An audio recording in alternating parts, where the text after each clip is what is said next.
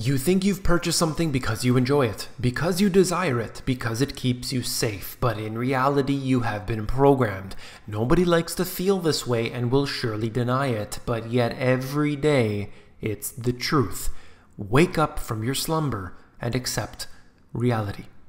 You came here for the truth, so let me unveil that for you. Today we're going to touch on a different topic, one which is underlying all of the normal issues that we discuss here regularly. And it's something that nobody wants to feel.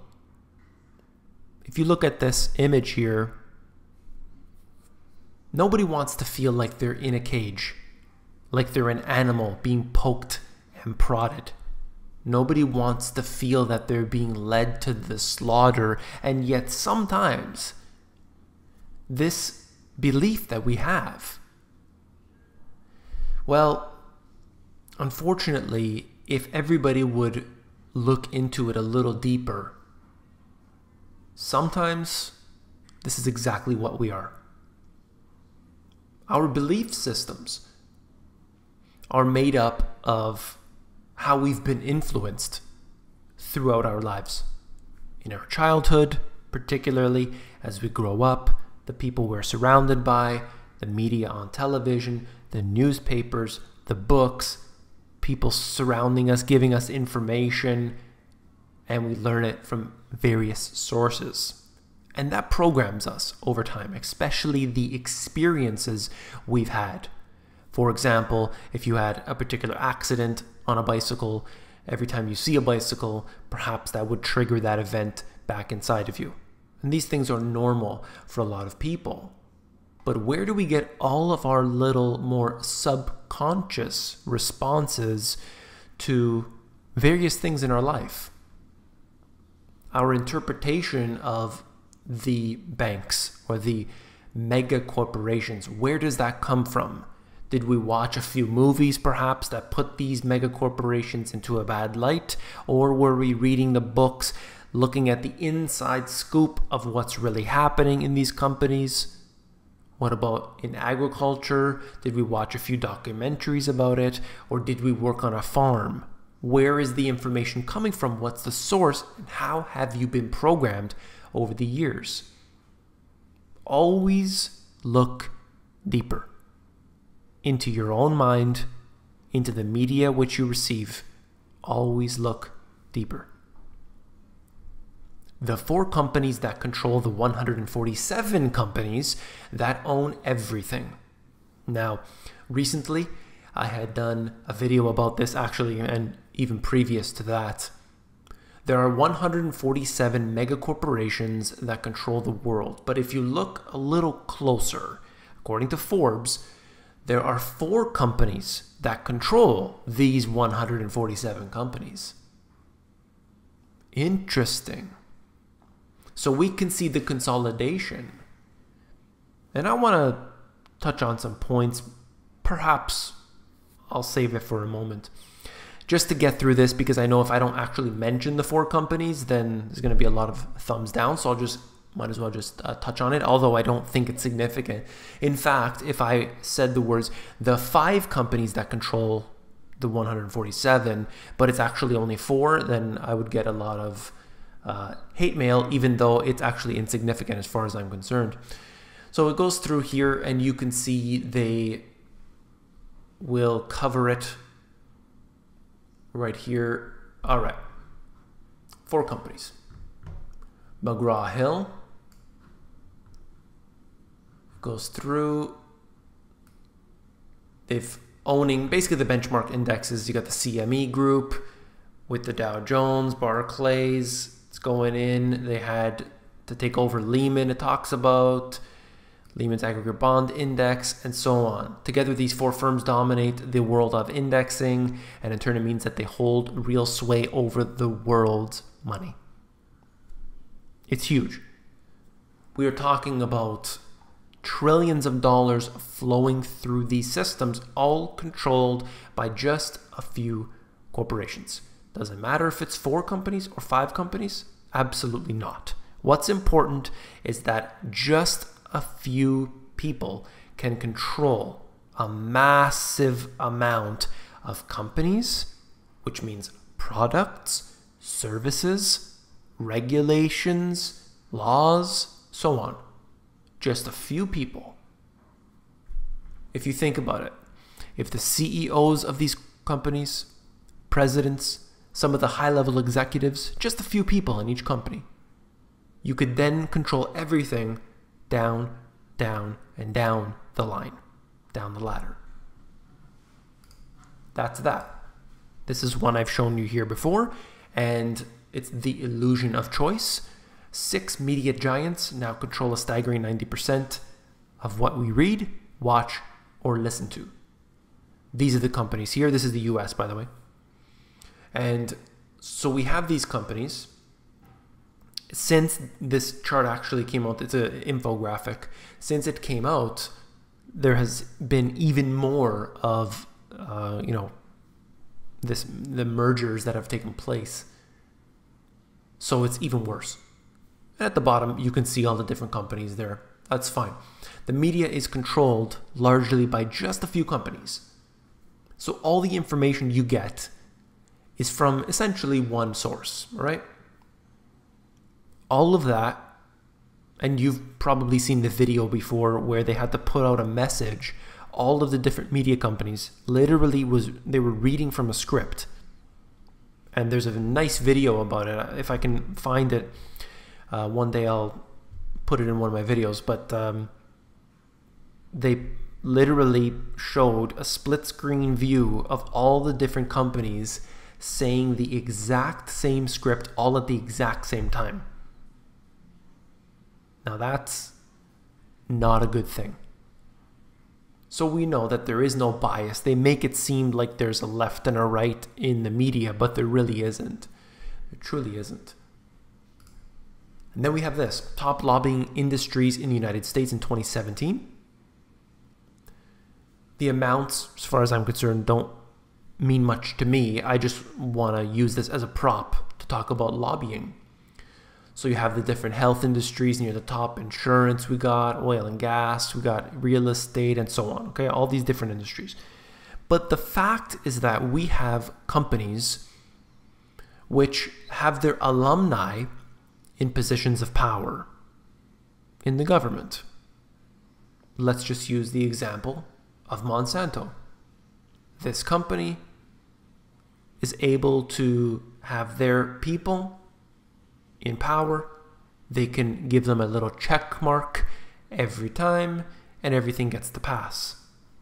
Completely immune from any possible danger that they cause on humanity.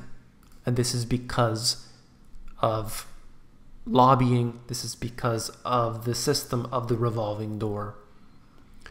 Now think about this very quickly here. You have the FDA as an example. So you have this one supposed to be a regulating agency anyway. And the FDA, what they would do is they would typically, so here's your happy pills. Okay? Here's your happy pills here. And they're supposed to regulate the safety of these pills. All right. So they go through and they read through, by the way. So the Happy Pills Corporation, actually, I should do it this way, they give them the safety. All of their tests and everything are supplied to the FDA, and the FDA has to put the check mark on it. So the FDA says, yes, you're good to go. Okay? So they're regulating each other. However, what's not being talked about is that in addition to all of this, there will be a company, maybe Happy Pills Corporation, or maybe another, that happens to get a bunch of these paper notes here, okay? Just a stack of them, you know. And it likes to push it into the FDA or whatever it is, into individuals. Maybe they get speaking gigs. Maybe they're paid for this or that. It doesn't matter. And that paper stuff funnels into the right pockets, and suddenly Happy Pills Corporation gets a check mark on their product. The same thing applies to all of these industries, all of them. Doesn't matter which one. This is how it works. There's no legitimacy in any of these institutions. And that's why I believe that the government should be significantly smaller. We don't need the right government. I had an argument with an individual one time who told me that under Bill Clinton, everything was just fine. And I think that's really silly behavior, silly thing to say. There isn't going to be a position in where everything is okay. But if you can shrink the government and bring the power back to the people, that's when we start to decide things that happen in our lives. At this point, we don't have any decisions. So I'll very quickly mention something here. Now, you've seen this institution, this agency, the FDA, and as long as your Happy Pills bottle has this FDA logo on it, okay? It's got that FDA logo on it, you feel safe. If you watch the TV, and on the TV they're promoting a certain product, maybe it's your favorite Dr. Oz, and he's promoting Happy Pills. Okay, he's got the Happy Pills here. You trust it because it's Dr. Oz. And that's just one example. And then you looked even closer what has been taught to us in the school system, what has been taught to us on the TV, on the radio, what has been programmed through us with all of our friends and family. If you go to that area, it's dangerous. Don't do that, it's dangerous. Don't climb on that, it's dangerous. You keep hearing those things and it keeps programming you over and over again. Some of these things are very valid, of course. It's not necessarily that you're programmed in a bad way. Maybe there's a reason for it. But remember exactly why you believe a certain something. Then we have this here. Amazon's fusion with the state shows neoliberalism's drift to neo-fascism, the merger of corporations and the state. I don't necessarily think that any of these mega corporations began as arms of the government, but it is very clear to me that as time goes on, they get more and more interactive. Money's flowing back and forth. They have every reason to do business with the government. They're the biggest clients. This here is just showing us the gap for the CEOs to the median employee salary, 200 to 1. 200 to 1. Now, why do I talk about this here? I just want to, by the way, this is the breakdown. To me, it doesn't even matter what the CEO makes. I really don't care. What I like to think of is the power that few individuals wield over the rest of this corporation. There's something called compartmentalization, which is essentially the CEO does his own thing. Let's say the back office staff does their own thing. The IT department does their own thing. Everybody has their own duties to do. You don't ever think, like, people have this silly mindset. It's as if, oh, well, if the corporation was up to no good, then people would find them, people would catch them or whatever. Everybody's doing their own job. You're just doing what you're told. You do your tasks. You don't know what's happening in the other departments, generally, released into any detail. You just fill in the blanks. You just do what you're told. This right here is talking about the president of Turkey getting in with new powers, essentially bringing him up to an emperor status. That's really what he is at this point. And that's ultimately what I wanted to discuss, is that we put so much power into the governments, their agencies, the media. We've given them control of everything in hopes that, look, as long as we get the right people in these positions, we're going to be okay. If we can just extract just a few people, get the right people in there, how about we just scrap the whole thing? Scrap the whole thing. Take as many of them out as possible and just eliminate the position. It's probably better off. Bring more power back to the people. Of course, we don't want an empire, but that'll never happen. Anyway, so this right here is something, it's talking about Airbnb, how it started. And it just really brings me back to my other point I was making about these big corporations. So it can start from something so small, whether it's Airbnb, whether it's another company, and it can become huge. When it does become huge, there's no doubt in my mind that it will have control over what people do, what they believe. They're going to use their marketing, their media, their propaganda to spread it on you. Now, maybe that's just to sell more of their products and services, or maybe it's something much more sinister. But just remember, who is responsible for what you believe in? A lot of people don't want to challenge that, but I do every day. That's all for this video.